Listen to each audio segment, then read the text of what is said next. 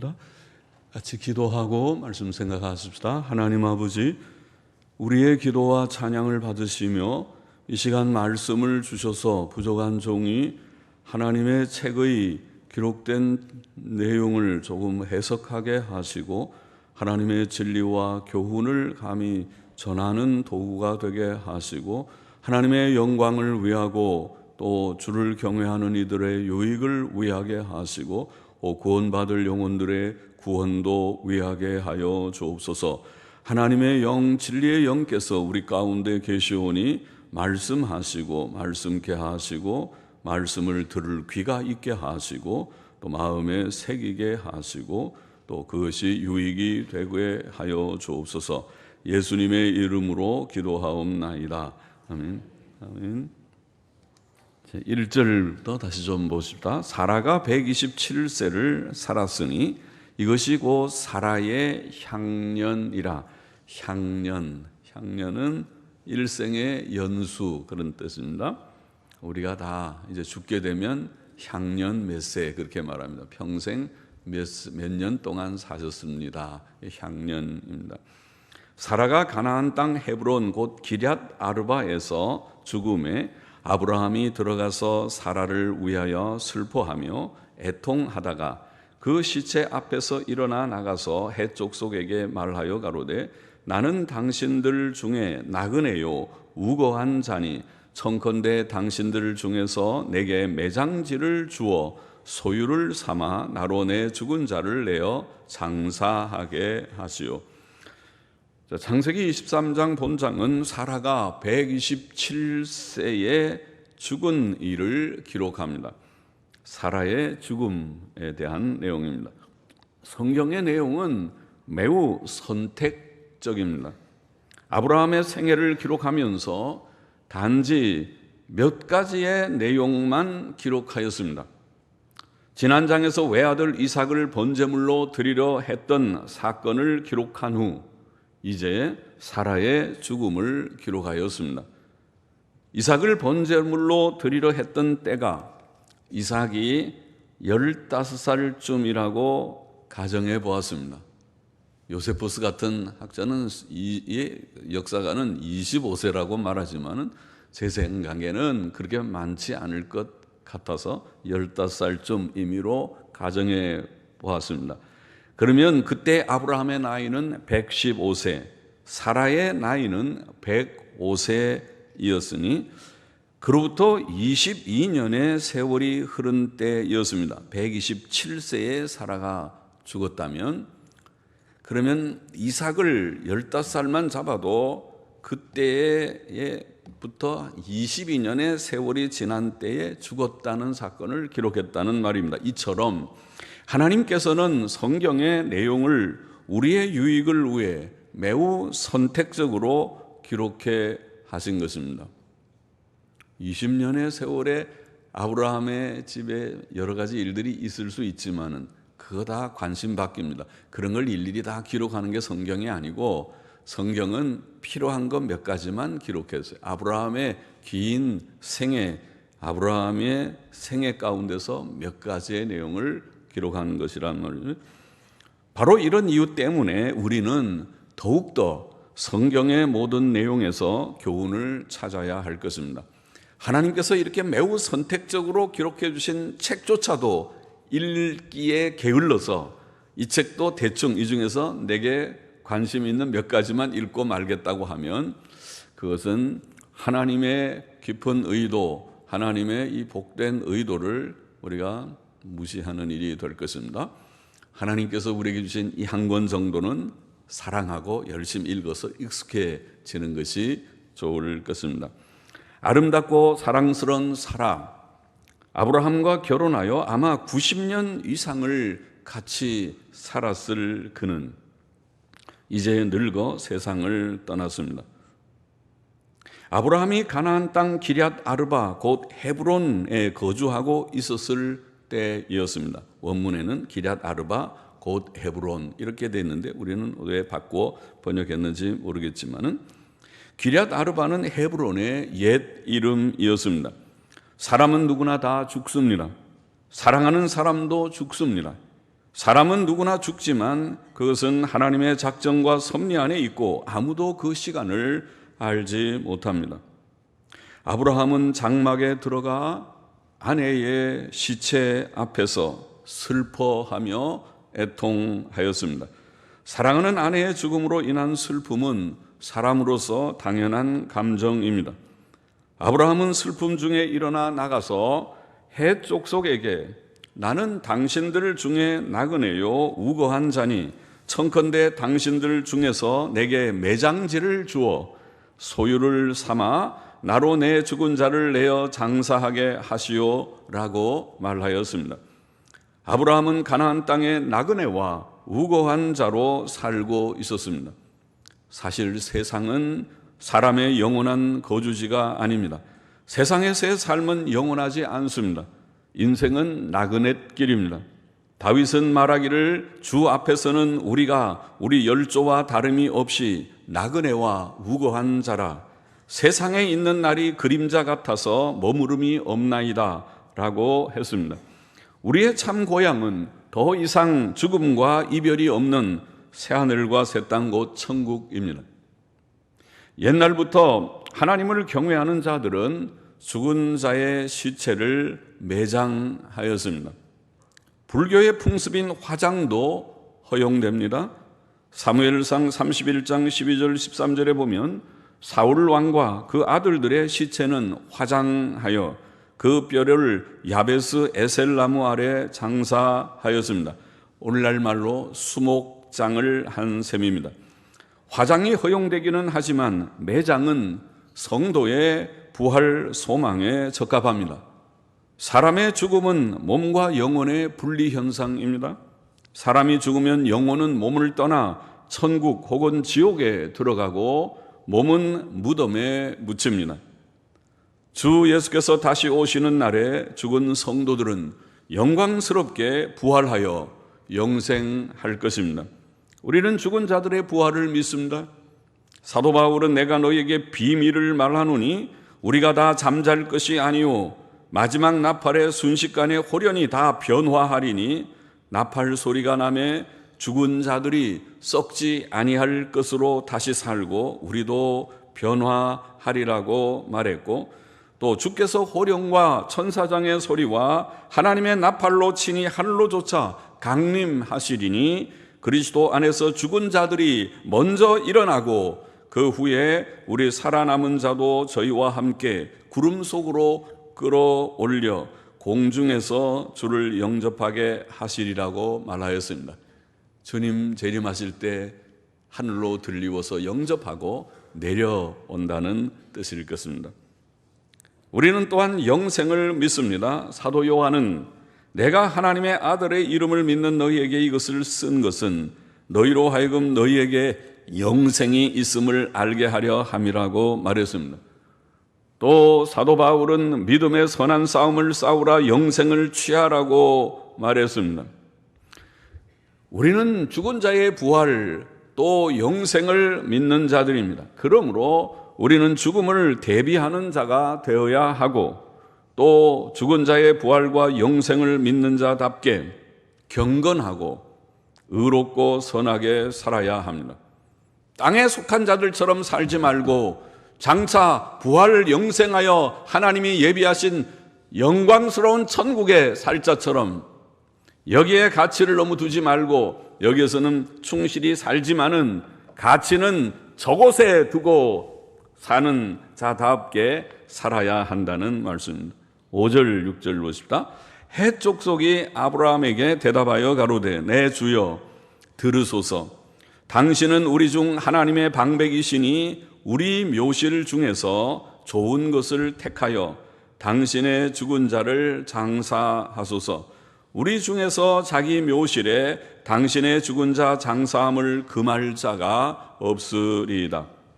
내 주여라는 표현은 일반적인 존칭어이었다고 봅니다.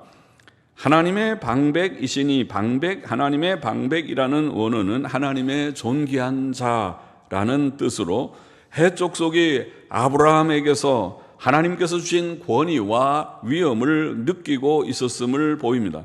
아브라함은 하나님을 모르는 이웃 사람들에게서도 선한 증거를 얻은 자이었습니다.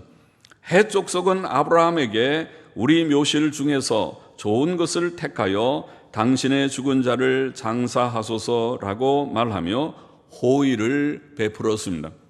7절 보십시다.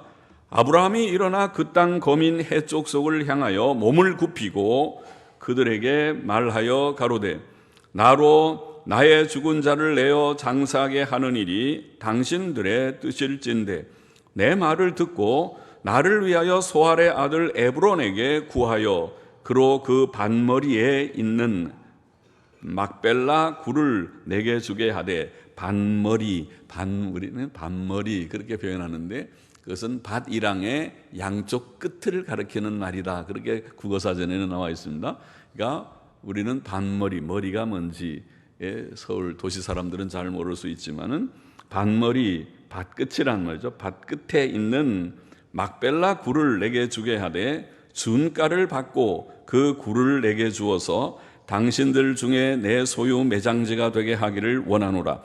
때에 에브론이 헷 족속 중에 앉았더니 그가 헷 족속 곧 성문에 들어온 모든 자에 듣는데 아브라함에게 대답하여 가로되 내 주여 그리 마시고 내 말을 들으소서. 내가 그 밭을 당신께 드리고 그 속의 굴도 내가 당신께 드리되 내가 내 동족 앞에서 당신께 드리오니 당신의 죽은 자를 장사하소서.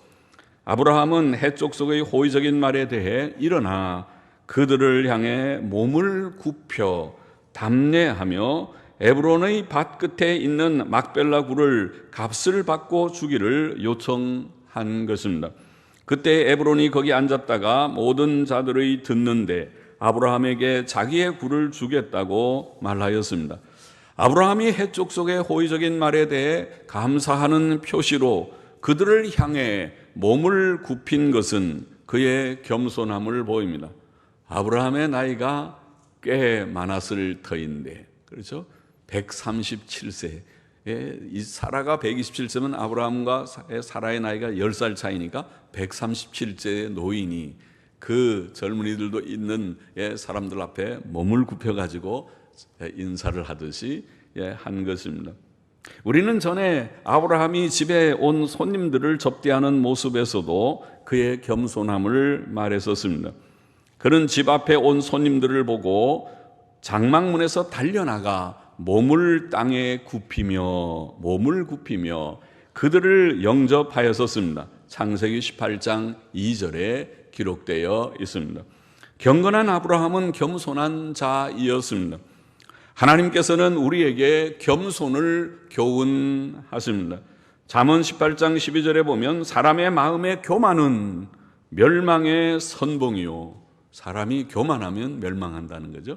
교만한 자는 그 다음에 다음의 단계가 멸망입니다. 교만하면 멸망. 교만은 멸망의 선봉이요. 겸손은 존귀의 앞잡이니라. 겸손해야 존귀함을 얻게 된다. 그렇게 성경은 가르쳐 주었습니다.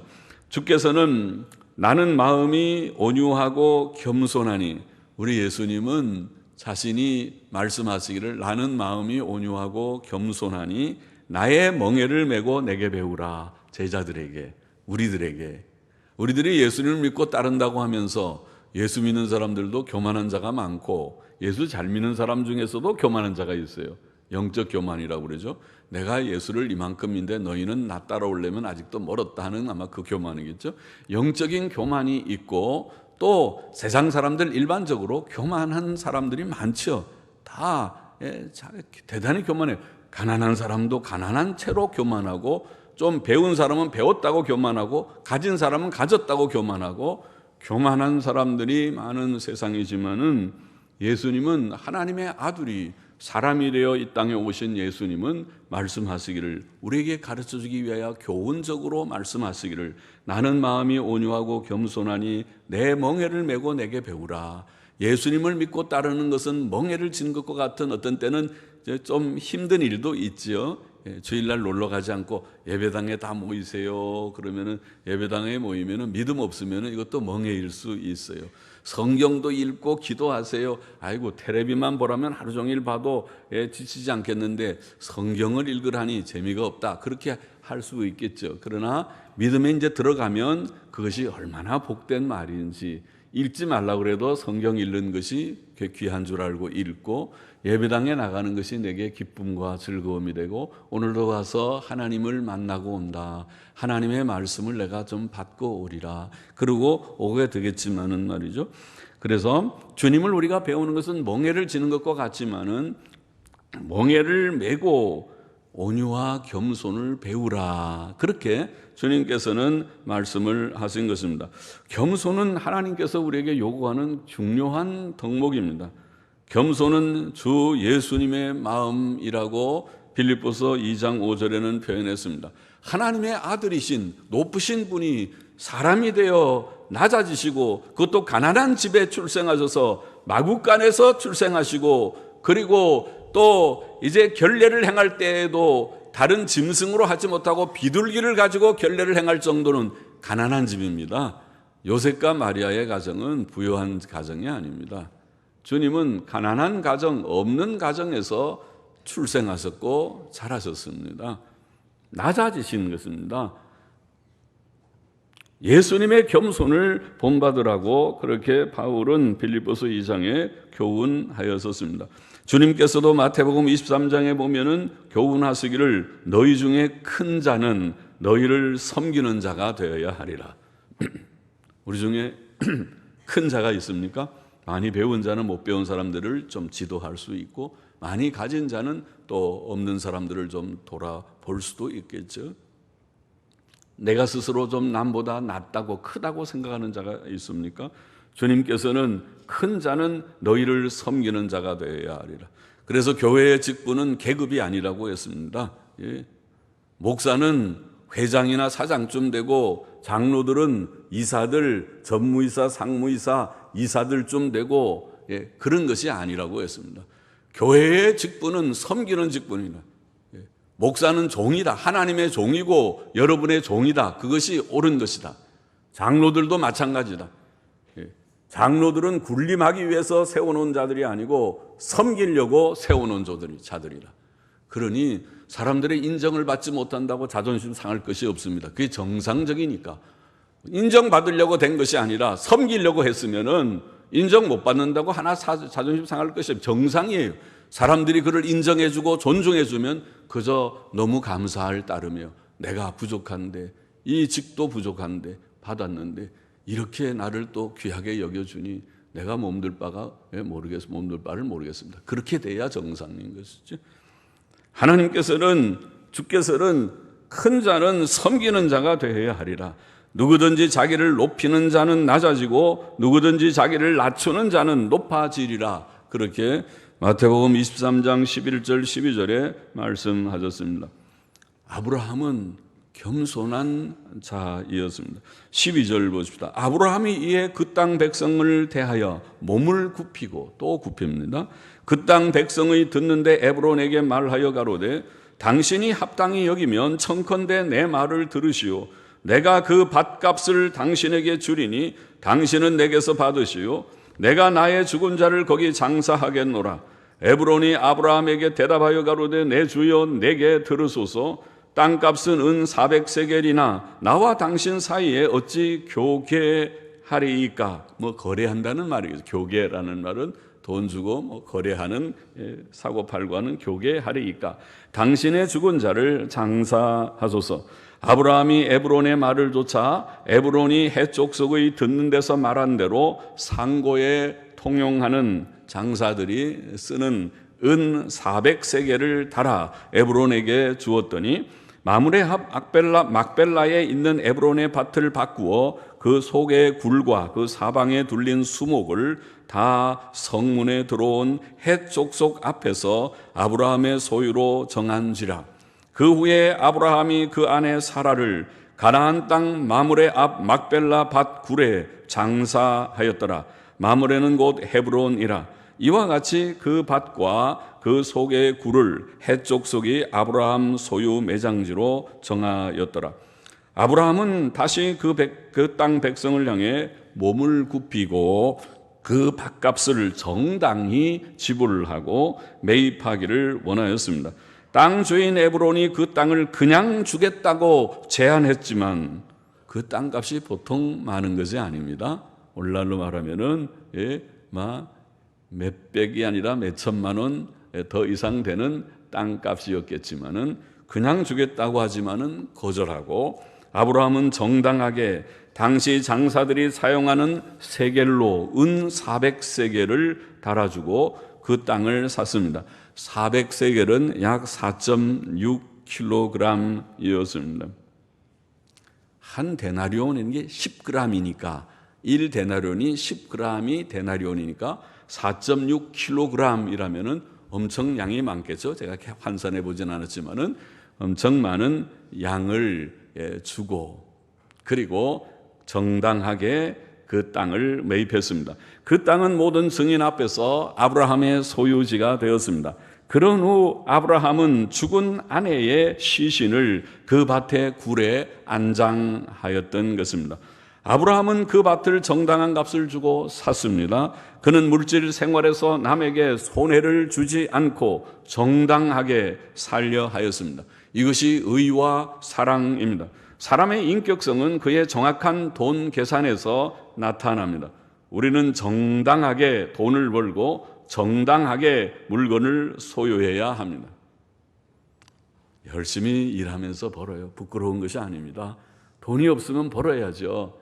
돈이 있으면 은행에 저축된 것이 있으면 그것을 선하게 쓰면 되지만은 돈이 없으면 무슨 일이든지 고상한 일 또 덜 고상한 일이 어디 있습니까? 내가 할 수 있는 일, 내가 배운 만큼, 내가 가진 기술만큼, 나의 건강만큼, 나의 환경 여건만큼 무슨 일 하든지 돈이 수입이 되는 일을 해야죠. 사람들이 돈은 벌 줄 모르고 근사하게 폰만 잡고 있어가지고, 폰만 잡고 있어가지고 처자들 쫄쫄 굶기는 사람이 있다면 되겠습니까? 그래가지고 그게 잘난 것입니까? 처자들 굶기지 않는 것이 잘나는 것이지. 나가서 뭐든지 무슨 이든지 고생하더라도 무슨 이든지 돈이 수입이 되는 것을 벌어야 되는 것이지. 남자라면은 오직 딱 하면 여자들이 나가서 같이 돈을 벌겠는가? 부끄러운 것입니다. 남자들은 무슨 이든지 가서 해서 돈을 벌어야 되는 것이 남자의 본분이고, 그리고 또 좀 어려우면 여자들도 같이 조금씩 벌긴 하지만 너무 자녀들 집안일 소홀히 하지 말고 좀 벌고, 그렇게 정당하게 우리가 하고 모든 걸 정확하게, 공짜 좋아하지 말고 아브라함에게서 배워야 되겠습니다. 그렇게 큰 금액의 땅을 그냥 주겠다고 하는데도 아니라고 정당하게 돈을 다 지불하고 사는, 이것이 바른 인격입니다. 우리가 본받아야 할 점이 여기에도 있는 것입니다. 도적질은 악한 일입니다. 남의 것을 강탈하는 것은 더 악한 일입니다. 탈세도 더 악한 일입니다. 정당하게 모든 일을 하고 낼 것을 내고 법이 정한 대로 하십시오. 그것이 옳은 것입니다. 탈세해서 헌금할 생각하지 마십시오. 하나님은 그런 헌금을 원치 않으실 것입니다. 정정당당하게 벌고 또 정정당당하게 번 가운데서 구별해서 성경에 가르친 대로 소득의 온전한 11조를 하나님께 드려보십시오. 그것이 복된가 복되지 아니한가 시험해 보십시오. 도적질이나 강탈은 천국에 들어가지 못할 죄악의 목록 중에 포함되어 있습니다. 창세기 23장의 교훈을 정리해 보십시다. 첫째로 우리는 죽음을 잘 준비해야 되겠습니다. 죽음은 언젠가 옵니다. 아브라함에게서도 왔습니다. 아브라함도 어느 날 죽을 것이고, 그리고 사라는 아브라함보다 먼저 127세에 죽었습니다. 사람의 죽음은 영혼이 몸을 떠나가는 현상이라고 성경은 죽음을 정의했습니다. 몸과 영혼의 분리입니다. 그것은 죄 때문에 왔습니다. 하나님이 흙으로 사람을 만드시고 생기를 불어넣었을 때에 산 존재가 되었을 때 원래는 영생할 수 있는 존재였지만은 1000살도 살고 그 이상도 살 수 있는 존재였지만은 죄를 지은 이후에 죽음이라는 것이 왔습니다. 영육이 분리돼서 영은 하나님께로 가서 판단을 받고 천국 아니면 지옥으로 가고 육은 썩어 땅에 묻혀서 일단은 썩게 되는 죽음이라는 현상이 온 것입니다. 그러나 죽음은 생의 마감으로서 매우 중요한 것입니다. 사람이 죽음으로 이제 인생, 이 세상에 우리의 생은 마감하게 되고 그의 생을 하나님 앞에 판단받게 됩니다. 그가 이 땅에서 어떻게 살았느냐? 영육의 결합체인 인간으로서 짐승이 아니고, 영이 없는 짐승이 아니고 영육의 결합체인 고상한 인간으로서 어떻게 살았느냐, 어떻게 경건하게, 어떻게 도덕적이게, 어떻게 인간다웁게 의미 있고 가치 있는 삶을 살았느냐 하는 것을 하나님께서 물으실 것이라는 것입니다. 우리의 생은 엄숙한 것입니다. 대충 살아서 되는 것이 아닙니다. 죄도 슬슬 지어가면서 살 수 있는 인생이 아닌 것입니다. 하나님께서 마지막 날 물으실 것입니다. 내가 어떻게 살았느냐? 전도서 12장 14절에 보면 우리가 이 땅에서 무슨 선을 행하든지 무슨 악을 행하든지 마지막 날에 하나님이 심판하시리라고 말씀했습니다. 히브리서 9장 27절에 보면 한 번 죽는 것은 사람에게 정하신 것이 그 후에는 심판이 있다고 말씀했습니다. 우리는 구주 예수 그리스도를 믿음으로 죄사함과 영생을 얻은 자들인 줄 믿습니다. 이것이 복음입니다. 요한복음 3장 16절의 말씀입니다. 장차 죽어도 부활할 것을 소망한다고 앞에서 제가 말씀했습니다. 우리는 부활을 믿습니다. 영생을 믿습니다. 인생은 나그네 길이며 누구나 어느 날 죽습니다. 그래서 죽음을 잘 준비하라는 것입니다. 이미 구원받은 자들다웁게 잘 준비해요. 구원받은 자라면 믿음 생활 잘해야죠. 기본이잖아요. 하나님 믿습니까? 믿는 줄 압니다. 그러면 성경도 좀 읽으십시오. 기도도 하십시오. 텔레비전 조금만 보십시오. 텔레비전 몇 시간, 그 30분만 절약해도 30분 성경 읽으면 5장 쫙 소리내서 읽으면 읽고, 소리 못 내면은 요새는 들리는 성경도 있으니까 성경 틀어놓고 그 말씀을 조용히 묵상하면 30분 아마 들으면은 10장도 읽어나갈 것입니다. 성경을 그렇게 5장씩만 읽으면 1년 그렇게 꾸준히 읽으면 한 번 다 읽습니다. 한 번. 1년에 성경 한 번도 못 읽어서 어떻게 예수를 믿는다고 하겠습니까? 성경 읽고 기도하는 규칙적인 생활을 하고, 또 하나님께서 요구하시는 것은 다른 것이 아니지 않습니까? 죄짓지 말고 선하게 살아라, 정직하게 살아라, 진실하게 살아라, 거짓말하지 말고, 죄짓지 말고 바로 살라는 그 삶이, 이것이 죽음의 준비인 것입니다. 이렇게 우리가 살 때에, 죽은 다음에 주 앞에 서게 될 때에 주께서 잘했다, 네가 과연 믿음으로 살려고 애썼다. 세상에서 믿음 지키는 거 쉽지 않은데, 바로 사는 거 쉽지 않은데, 다 거짓말해야 적당히 살 것 같고, 그런 세상인데 네가 바로 살려고 애썼다. 주님이 인정하시고 우리에게 복을 주실 것이라는 말이죠. 그러나 그렇지 않으면은 그렇지 않죠. 주님께서 여러분, 여기 오늘 아침에 예배당에 나온 모두들이 다 예수님 잘 믿기를 원합니다. 죄 씻음 받고 성도들이 다 되기를 원합니다. 성도답게 살아서 죽음을 주면 한 번은 다 죽음이 옵니다. 사람만 죽는 거 아닙니다. 또 먼저 가신 분들만, 어머니만 돌아가신 거 아닙니다. 아들도 돌아가실 때가 옵니다. 우리는 죽음을 잘 준비하는 우리가 되어야겠다는 것이고, 둘째로 오늘 본문에서 아브라함의 겸손은 우리에게 교훈을 남겨줍니다. 하나님을 아는 자는 자신이 보잘것없는 자라는 것을 알고 자신을 낮출 줄 압니다. 주의 모든 교훈을 조금이라도 배운 자라면 너희 중에 누구든지 크고자 하는 자는 너희를 섬기는 자가 되고, 너희 중에 누구든지 으뜸이 되고자 하는 자는 너희 종이 되어야 하리라. 마태복음 20장 26절 27절 같은 말씀 알 것입니다. 겸손한 자가 되려고 애쓰고, 교만이 올려고 하면 이거 죽이려고, 이놈 교만이, 내 속에 죄성의 본질이 이 교만이 나에게 머리를 든다고 자기를 꺾고, 내가 아무것도 아니다, 아무것도 아니다, 다시 또 반복해서 자기에게 말하고, 교만이 머리 들지 못하게 하고, 그렇게 해야 돼요. 겸손한 자가 되어야 하겠습니다. 그래야 하나님께서 기뻐하시는 인격이 되고, 셋째로 정당하게 사는 것도 교훈을 받았습니다. 천국 소망을 가진 자는 세상에서 정당하게 삽니다. 치사스럽게 살지 않습니다. 치사스럽다는 말 별로 좋은 말 아니지만 죄송합니다.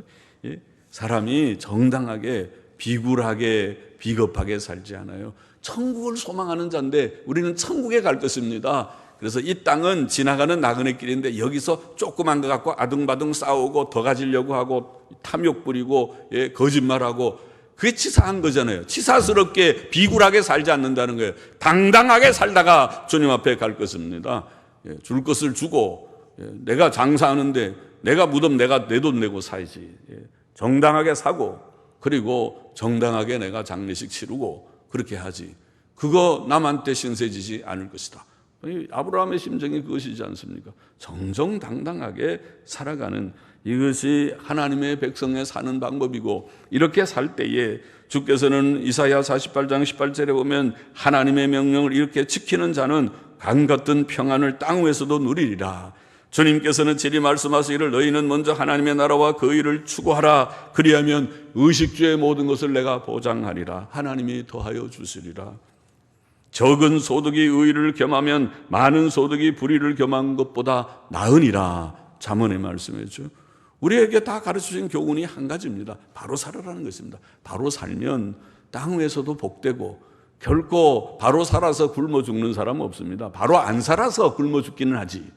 하나님이 재앙을 내리면은 바로 살지 못해서 재앙을 당하는 일은 있지만은 바로 살면 하나님께서 필요한 거다. 아까 말한 대로 강물과 같은 평안을 주시리라.